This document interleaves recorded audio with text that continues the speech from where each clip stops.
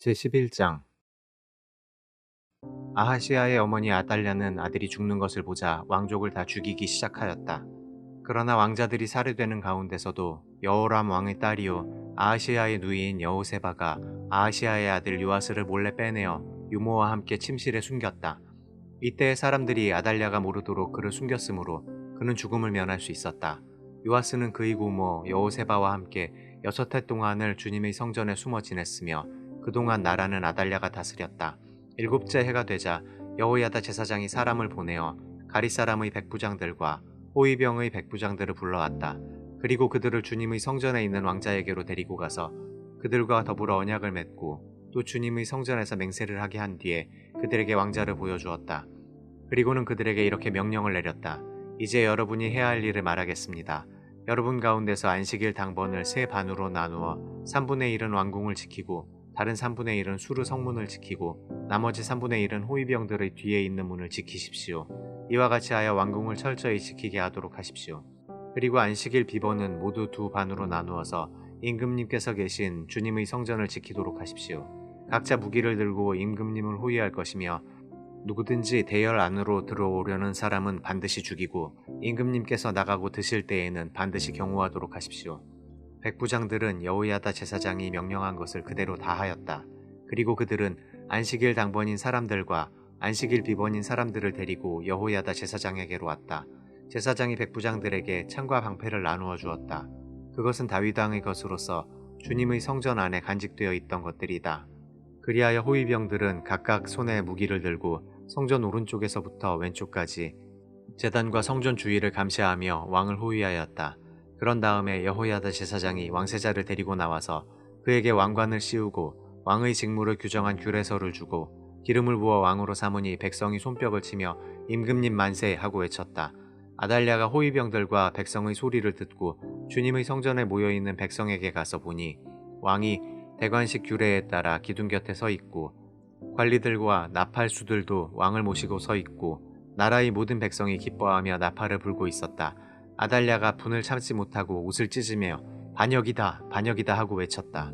그때 여호야다 제사장이 군대를 거느린 백부장들에게 명령을 내렸다. 저 여자를 대열 밖으로 끌어내시오. 그리고 저 여자를 따르는 사람은 누구든지 칼로 쳐 죽이시오. 여호야다가 주님의 성전에서는 그 여자를 죽이지 말라고 하였으므로 그들은 그 여자를 끌어내어 군마가 드나드는 길을 통해 왕궁으로 들어가 거기에서 그 여자를 처형하였다. 여호야다는 이스라엘 백성이 주님의 백성이 되는 언약을 주님과 왕과 백성 사이에 맺게 하고 동시에 왕과 백성 사이에도 언약을 맺게 하였다. 그렇게 하고 난 다음에 그 땅의 온 백성이 바알의 신전으로 몰려가서 그 신전을 허물고 제단을 뒤엎고 신상들을 완전히 부수어 버렸다. 또 그들은 제단 앞에서 바알의 제사장 mat단을 죽였다. 그리고 여호야다 제사장은 주님의 성전에 경비병들을 세웠다. 그리고 그는 백부장들과 가리 사람들과 호위병들과 그 땅의 모든 백성을 거느리고 왕을 인도하여 주님의 성전에서 데리고 나와서 호위병들이 지키는 문을 지나 왕궁으로 행진하여 들어갔다. 왕이 왕좌에 오르자 그 땅의 모든 백성이 기뻐하였다. 아달랴가 왕궁에서 칼에 맞아 살해된 뒤로 도성은 평온을 되찾았다. 요아스가 왕위에 올랐을 때에 그는 7살이었다. 제12장. 예후 제7년에 요아스가 왕이 되어 40해 동안을 예루살렘에서 다스렸다. 그의 어머니 시비아는 브엘세바 사람이었다. 요아스는 여호야다 제사장이 가르쳐준 대로 하였으므로 일생 동안 주님께서 보시기에 올바른 일을 하였다. 다만 산당을 제거하지 않아서 백성이 여전히 산당에서 제사를 지내고 향을 피웠다. 요아스가 제사장들에게 말하였다. 주님의 성전에 들어오는 모든 헌금, 곧 일반 헌금과 의무적으로 부과된 헌금과 자원하여 주님의 성전에 가져오는 헌금을 모두 제사장들이 각 담당 회계로부터 받아서 성전에 수리할 곳이 발견되는 대로 그 수리할 것을 모두 고치도록 하십시오. 그러나 요아스가 왕이 된 지 23해가 지나도록 제사장들은 그 성전의 수리할 곳을 고치지 않았다. 요아스 왕이 여호야다 제사장과 다른 제사장들을 모두 불러서 그들에게 말하였다. 어찌하여 아직 성전의 수리할 곳을 고치지 않고 있습니까?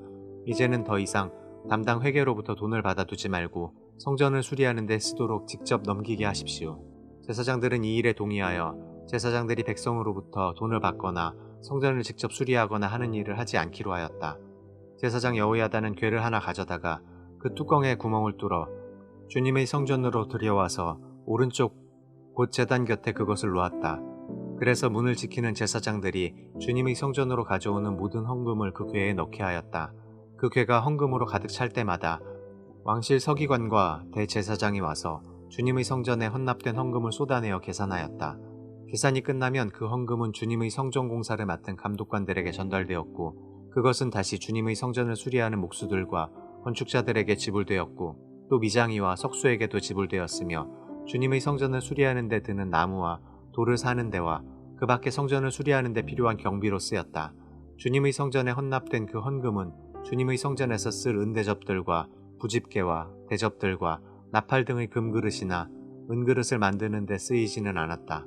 그 헌금은 오직 일꾼들에게 주어 그곳으로 주님의 성전을 수리하는 데만 사용하였다. 또 돈을 받아 일꾼들에게 주는 감독관들에 대한 회계감사를 하지 않았는데 그것은 그들이 성실하게 일하고 있었기 때문이다. 그리고 속건제와 속죄제에 바친 돈은 주님의 성전의 수입으로 계산하지 않았다. 그것은 제사장들의 몫이었기 때문이다. 그 무렵에 시리아 왕 하사엘이 가드를 공격하여 함락시켰다. 그런 다음에 하사엘은 또 예루살렘도 치려고 하였기 때문에 유다 왕 요아스는 앞서 유다를 다스린 여호사밧과 여호람과 아하시아가 주님께 바친 모든 물건과 또 자신이 주님께 바친 것들을 비롯하여 주님의 성전과 왕실 창고에 있는 모든 금을 시리아 왕 하사엘에게 보냈다. 그러자 하사엘은 예루살렘을 치지 않고 물러갔다. 요아스의 나머지 행적과 그가 한 모든 일은 유다 왕 역대지략에 기록되어 있다. 요아스의 신하들이 역모를 꾸며 실라로 내려가는 길에 있는 밀로의 궁에서 요아스를 살해하였다. 그를 살해한 신하는 시므아스의 아들 요사갈과 소멜의 아들 여호사밧이었다. 그가 죽으니 그의 조상들과 함께 다윗성에 장사하였다. 그의 아들 아마샤가 그의 뒤를 이어 왕이 되었다. 제13장 유다왕 아하시아의 아들 요아스 왕 제23년에 예후의 아들 여호아하스가 이스라엘을 다스리는 왕이 되어 사마리아에서 17해 동안 다스렸다. 그러나 그는 주님 보시기에 악한 행동을 하였고 이스라엘로 죄를 짓게 한 느바스의 아들 여로보암의 죄를 따라가 그 길에서 돌아서지 않았다. 그리하여 주님께서는 이스라엘에게 진노하셔서 시리아의 하사엘 왕의 손에 그들을 넘기시고 계속해서 하사엘의 아들 베나닷의 손에 넘기셨다. 그러나 여호아하스가 주님께 간절히 용서를 구하니 주님께서 그의 간구를 들어주셨다. 이스라엘이 시리아 왕의 억압으로 고난을 받고 있음을 보셨기 때문이다. 그래서 주님께서는 이스라엘의 구원자를 보내어 시리아의 손에서부터 벗어나게 하셨고 이스라엘 자손은 예전처럼 그들의 장막에서 편안하게 살았다. 그럼에도 이스라엘 자손은 이스라엘로 죄를 짓게 한 여로보암 가문의 죄로부터 돌아서지 않고 여전히 그 길을 그대로 걸으며 사마리아에는 아세라 목상까지도 그냥 세워두었다.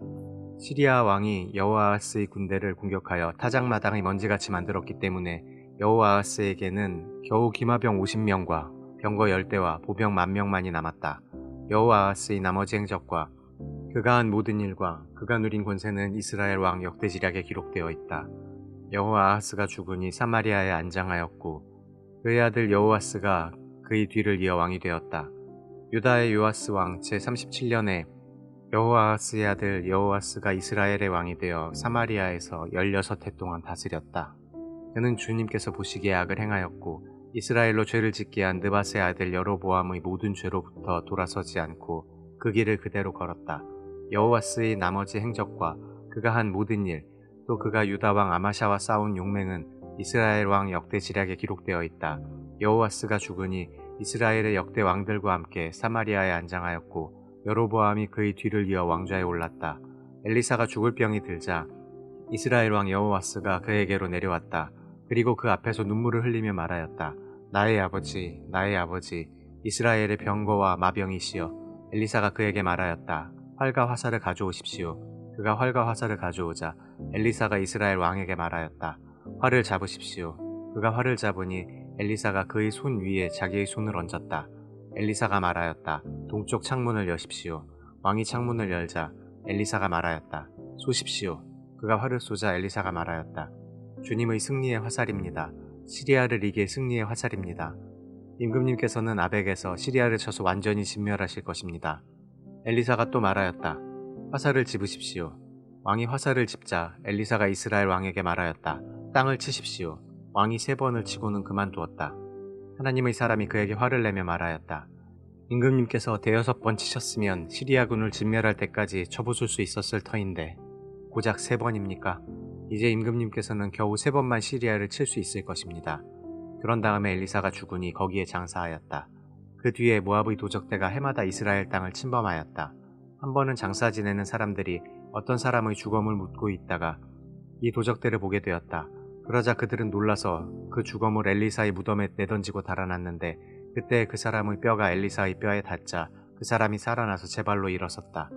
시리아의 하사엘 왕은 여호아하스가 다스리는 동안에 줄곧 이스라엘을 억압하였다. 그러나 주님께서 이스라엘에게 은혜를 베푸셔서 그들을 불쌍히 여기시고 그들을 굽어 살피셨다. 이는 아브라함과 이삭과 야곱과 맺으신 언약 때문이었다. 그래서 그들을 멸망시키지 않으시고 이제까지 주님 앞에서 쫓아내지 않으셨다. 시리아의 하사엘 왕이 죽고 그의 아들 베나닷이 그의 뒤를 이어 왕이 되었다. 이때 여호아하스의 아들 여호아스가 하사엘의 아들 베나닷의 손에서 성읍들을 도로 되찾았다. 이 성읍들은 부왕 여호아하스가 전쟁으로 빼앗겼던 것이다. 여호아스는 3번이나 베나닷을 쳐서 이스라엘의 성읍들을 도로 되찾았다.